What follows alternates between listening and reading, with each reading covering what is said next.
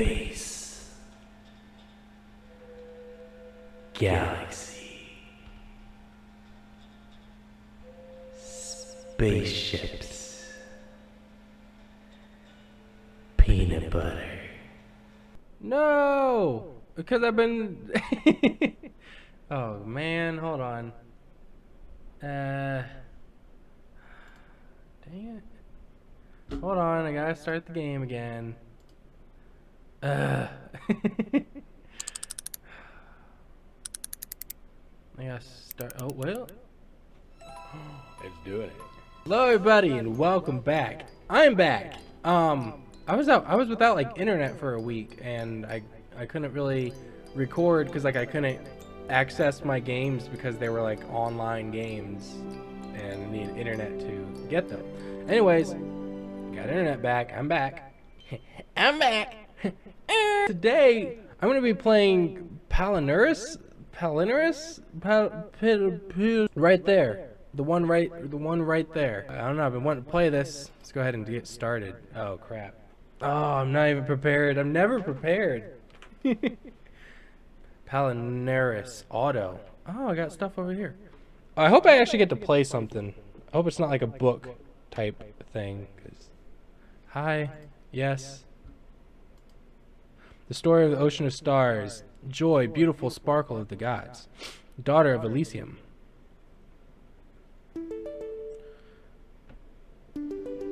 Oh, now I hear stuff. Okay. Mirabel Station spiraled ceaselessly in an otherwise unremarkable corner of deep space. I was waiting for my flight number to be called. I tapped my finger against my knee, eager to be on my way. I'd rehearsed this ritual countless times before. Mirabel Station was hardly remarkable as far as space stations went. Though, then again, who is to say that there are many truly remarkable space stations in the first place? I glanced down to my ticket. Sure enough, there it was. Titan Transportation, y'all.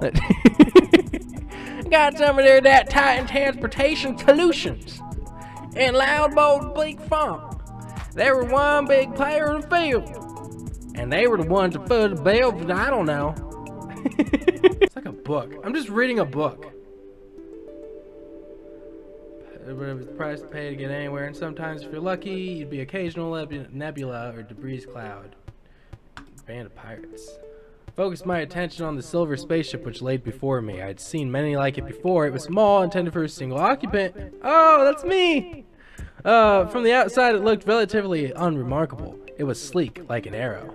The cockpit stood out. The windshield wrapped itself around the front of the vessel, stopping just as the ship's nose began to flow downwards into its underbelly. We're now boarding one-man shuttle flight 93094B. Shuttle flight 93094B. Passenger flight 93094B. Please secure your belongings and board immediately. Finally, that was just the notice I've been waiting for. My flight prepped and ready. I hurried down to the main concourse of a hangar bay, checked to make sure the shuttle was marked with my flight number, and slipped inside. That's a one-man spaceship? That looks huge. It looks like you could fit like, oh wait. No, this is the hangar. Sorry. Whoops. No, there's too much reading going on. I remember the black day in the day. Every spaceship required human pilots and co-pilots. I guess this was a relic from the old regiment. There wasn't much room to move around the cockpit. A horde of buttons, dials, flashing lights, and other mechanisms were scattered around the control console. The cockpit was dominated by an enormous windshield that opened up in a commanding view of, at the moment, precisely nothing. Nothing but space and an ocean of stars. It was hard to get excited from such a sight anymore. Within moments, the cockpit was bathed in warm blue light, and a computerized voice began to speak. New passenger detected. Initiating registration sequence. Registration. I held up the ticket between two fingers. Oh wait, I guess I like that. Because that's 4 fingers. Well, some people say thumbs aren't really fingers, so I guess you could do that. Held up the ticket between 2 fingers just to make sure the system registered it. The blue light shifted around a small area, and it dissipated suddenly. Passenger identification ticket code 0992403. Transit authorized. Spooling intelligent navigator kernel. Analyzing anima complex. Unlocking communication synthesis codec. Quantum processors are online. Database registries are online. Analytical engines are online. Actualization key is online. Registering hex sequence. See, in like future games, they have all these big words that little people like me just can't read because it's too much. Check firmware for updates. 1, 2. Who knows what's going on here? I don't. Unit name. Intelligent navigator. Budapest. Oh, that was the name of the AI. It was Budapest. Then suddenly a voice became softer, more polite, more feminine. Initializing. Initializing. 1 moment, please. Slowly it became more and more human. I heard something click above my head and glanced up to notice a small metal compartment, extruding a multitude of lenses, like the most indecisive camera in the cosmos. So, that's where it was. Inside it, some mechanism, word, yo. Dude, that mechanism. Oh, sorry. Dude, that mechanism. Word to life. Word. The lenses began to twist, oscillate, and extend. They focused on a single point. Pilot seat to the left. This is a book. Oh, there she is. Hi. Does she have ears? I guess those are her ears. Slowly, a human form coalesced. Its form was translucent, accompanied by a dress white as ivory. For a second it seemed that it caught fire, as brilliant red hair flowed from its head down to its back. So she just, whoever the pilot is, just literally watched her be formed. I would much rather her just like show up like that, not just like a dress and a body and then like hair go like Delicate feminine features emerged as one, ears and nose, the eyes and mouth curled in a polite, neutral grin. 2 long and slender arms trailed to 2 small and slender hands, clasping each other in front of a flowing dress. Oh, well, I like the other picture. Oh, those were ears! Projection's eyes open, revealing irises of a striking sapphire. They look like planets, glowing against the backdrop of deep space. It took all the appearance of a woman, but I recognized the ambition at work. Greetings, passenger, sir. Are you doing well today? Yes. I guess. I'm doing fine, thank you. Oh, that's me. I took a second to ease into my seat, checking all over the belts and harness which draped my hard suit. Time to head out again, I suppose. Space travel certainly does get exhausting after a while. But, oh well. At least the navigator seemed nice this time. Oh, it's just a book. It's a book. Let me save. Are you sure want to? Yes. It was a convenient, cost-cutting measure for a megacorps, and the Switch was welcomed by consumers with open arms. Like these. These, everybody. Oh, I'm glad you're feeling well. Oh, she's happy. We'll be launching from the station now. Please remain seated in harness until instructed otherwise. Roger that. Loud and clear. Took a few paces to my seat in the cabin, not too far from the personal navigator stationed in the cockpit. I lowered myself into the chair. It was surprisingly plushy. As usual, I threaded my arms through a safety harness and then clicked the connectors together. Leaning back, I turned my head and looked through a window to my right. I heard the electronic sputtering and whirring of the shuttle disengaging from the hangar restraints. My stomach twisted with the I was doing so well! Anticipation! And suddenly the shuttle lurched forwards. Oh, I clicked off of it. After a few minutes of throttle, we reached open space and cruised our way out of the station. And it appears we are off. Currently the cruising speed of 40,000 kilometers per hour, plotting...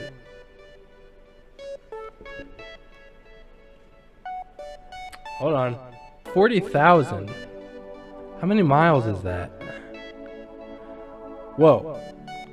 They are going 24,854 miles an hour. Oh, might as well round it up to 55. So, passenger, do you travel often? No. You hitting on me? Yes, very. But never with a navigator as amiable as yours, truly, I assume. I laugh. It's pretty clever. For a navigator, you come up with that, or you're programmers. Lion is one of my own, thank you very much. One of your own, but you thought up using the processors your company built for you? Teasing a navigator is against regulations, you know. I ought to have you reported. Oh dear, I do apologize. I was sitting on my foot, and my foot fell asleep. I thought you said you weren't a novice to travel. I'm not. Seem like a greenhorn to me. Which of the other navigators have you even met? Collecting survey data for the company, I see. Don't underestimate me, navigator. I wasn't joking around about how much I've traveled. Shoot for the moon and you land among the stars or something like that. All that for a meal? Pardon me for saying so, passenger sir, but sounds a little reckless. Might be. Me? I'm not bothered by it. It's hard to scrape up enough credits in this economy. Besides, it's bound to be a pretty view, and who knows? Maybe some other lunatics had the same idea I did. Sounds like a wonderful adventure. You're quite a character, sir. I'd be rooting for you to hit the big. Hit the big! Hit the big! Thank you kindly for the well wishes. Coming from an AI, I didn't think much of it. But it was nice to hear aloud all the same. You're quite welcome. Now, we serve a complimenting drink and beverage momentarily. That's great. That's great. That's great. That's great. I had to skip breakfast. Navigator smiled. After a meal, I went ahead and took a short nap. Snuggled into the cabin chair, slept lightly. But well, I didn't dream of anything, but I didn't want to either. After some time of sleep, however, I was awakened with a start. Sir! Passenger sir, please come to the cockpit. I bolt upright, startled. Something must have gone wrong. Something seems to have, gone wrong. I took it as my cue to rush over. Whoa. It's all red around here. As I stepped in the cockpit, warning lights of alerts began to blare, bathing cockpit in a frantic kaleidoscope of colors. The navigator had set to work. Oh, how interesting. What? What is it? Did something happen? Navigation offline. Servers offline. I hope your hand is not covering up air support, because I need that. I need air support. Well, not like I need people flying around, shooting the ground around me, like protecting me. I mean, I need oxygen. Oh, life support. I'm sorry, not air support. Life support. Oh, I'm a big old space dummy. Oh, big old doof. Something happened. No cause of alarm, passenger, but there seems to be an incident. Shuttle's short-range radar has detected an incoming debris storm. Oh, that doesn't sound good. That does not sound good. Actually, in fact, it's very bad timing, isn't it? Hope that doesn't say life support. Actually, in fact, well, I wouldn't say very bad, but you might want to. Now, like I said, there's no cause for alarm or anything. Of course not. But you might want to brace for impact. A debris storm. Hurried back to my seat in the cabin to look out the window, squinting my eyes to see through the blackness of space. I can make out a few sparkling lights. Reflections? Yeah, reflections. Oh, now it's starting to get interesting. The ship itself had bright, powerful lights attached to its wings, tail, and under the cockpit. And every time they flashed, I got a peek at some sort of approaching mass. Ooh.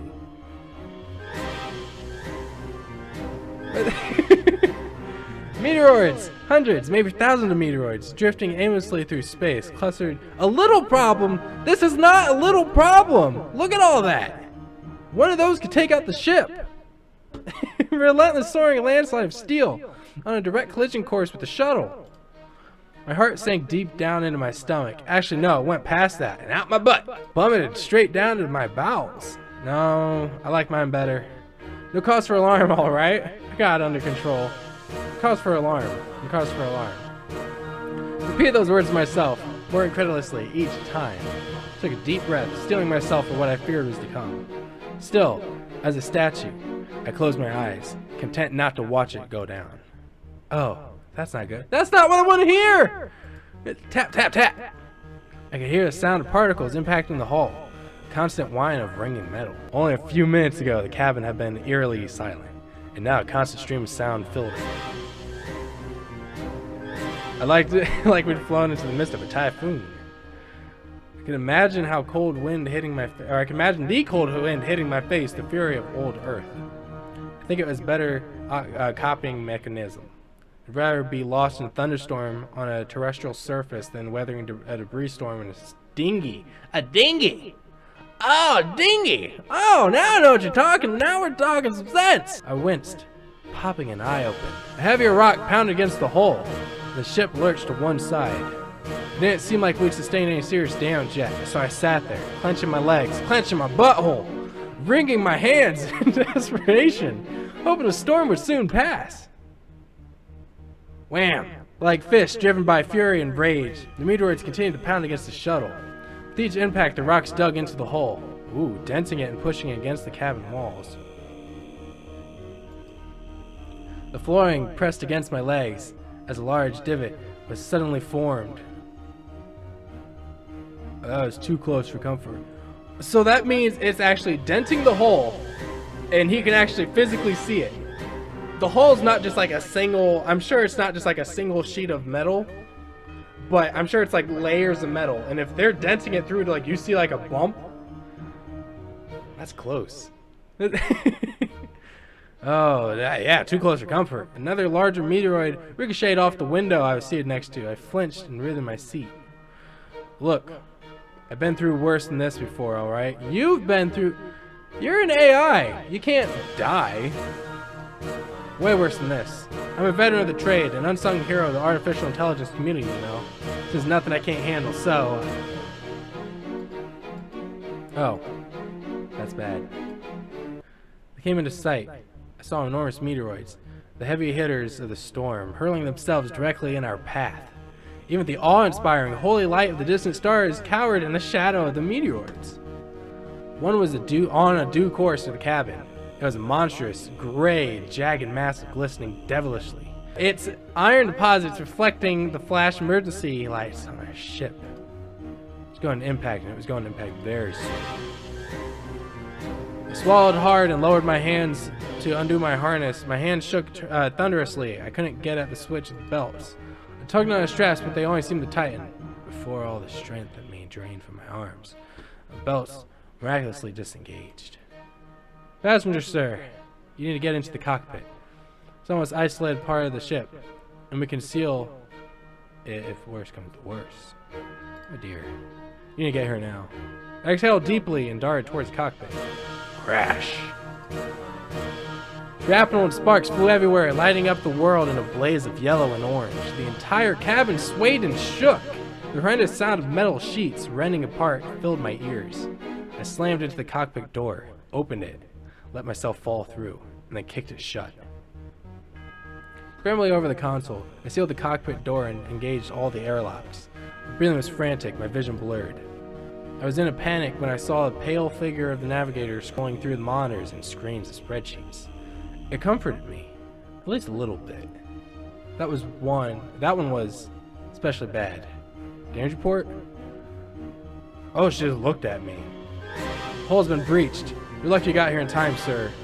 Took some time to settle in, trying to find my footing in the cockpit as the shuttle rumbled in the midst of the storm.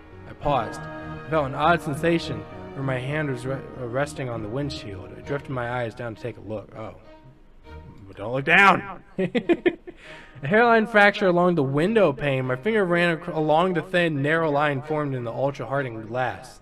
Splintered patterns it formed were remarkable, but I was paralyzed with terror. So, if that glass breaks, he is going to be sucked out into space. He was paralyzed with terror. Suddenly, another lurched forward. Another large collision. Please, sir. How far can we head back? I guess we just have to wait out the storm. But are we closer to the destination or closer to the station? Because I'd rather go back if we're closer than continue. But I think that's not the case. I think we aren't going to be able to do anything. Please, sir, take the co-pilot seat and strap in. It's dangerous to remain standing at this time. Perceptive of the machine's goading, I staggered to my feet, watching my footing in the lopsided cockpit. But she doesn't really have to worry. She's an AI. Unless it's this ship, and if this ship goes down, she goes down, then I could understand. But eventually I sank into the plushy co-pilot seat. The navigator is right. I glanced over to her. They didn't show up on the report range or the short-range radar. Their iron compound deposits absorbed the signals. Is what I'm thinking. The storm came up too fast to be traced.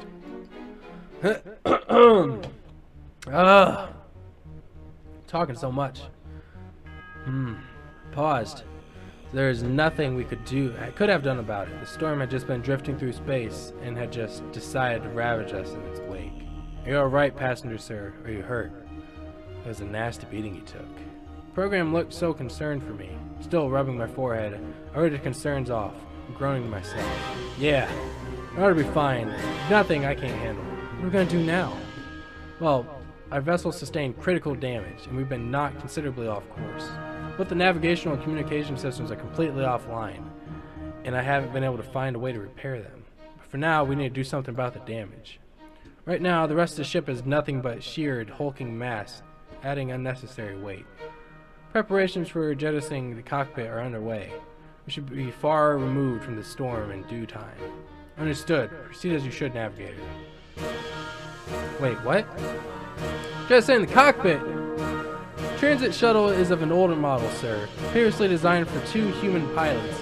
In case of an emergency, the shipmaker installed a simple mechanism to eject the cockpit, which contains a lavatory, and necessary supplies for emergency survival. It was essentially a primitive form of an escape pod, except roomier and less reliable. Less reliable? Although I believe the jettisoning system of the craft is still in working order, I do maintain it after all. What? Well, when I thought about it, it wasn't such a strange thing to phase out, now that pilots were almost always navigators. Even then, I was glad it wasn't phased out entirely. The age of the ship may very well have been what saved me in that moment. Okay, well, that sounds doable. When are we going to be performed the jettison exactly? Don't clam up on me now. It's not a sure thing, but I'll have to inspect our subsystems to see if it's still in working order. I thought you said it was in working order. It is. Probably. Machine lied to me. System is hardwired in before the time of navigators, so it hasn't been restructured in software like most everything else has. It's pretty scary down there, so watch out for me, passenger, sir. Doesn't sound particularly confident right now. Friggin' bowed stiffly with a weak smile, and that sinking feeling in my gut stirred again. Don't talk to me like that. You're a personal navigator, aren't you? Yara's eyes drifted up to mine, wide like a child peeking in a scolding parent. For whatever reason, I couldn't bring myself to match her gaze. I looked off to the side. I mean, do your best down there. I'm counting on you. Brigham stared back at me for a few painful moments, as if figuring something out in its mind. Its eyes were piercing, serious. In time, its eyebrows furrowed.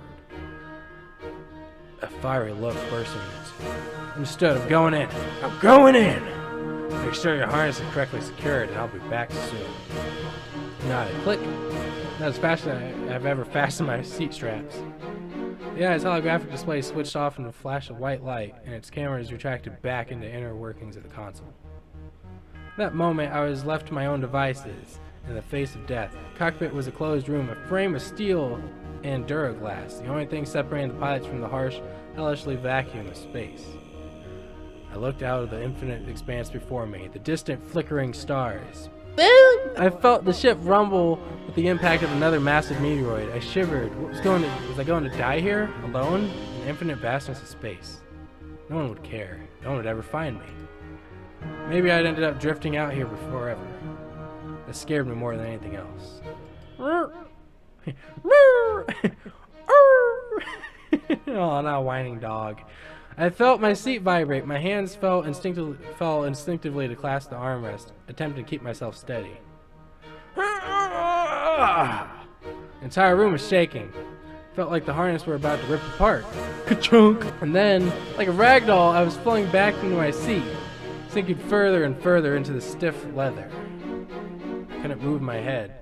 The pressure was too forceful. I simply started out in the front of the cockpit as I saw it shoot forwards. We'd definitely just been jettisoned. The cockpit is? Small pebbles pelted the windshield, but I didn't care. I was ecstatic, laughing to myself in giddy joy. The way was clearing up. The program managed it. We're going to make it. We're about to hit another enormous meteoroid. Slam. Ooh.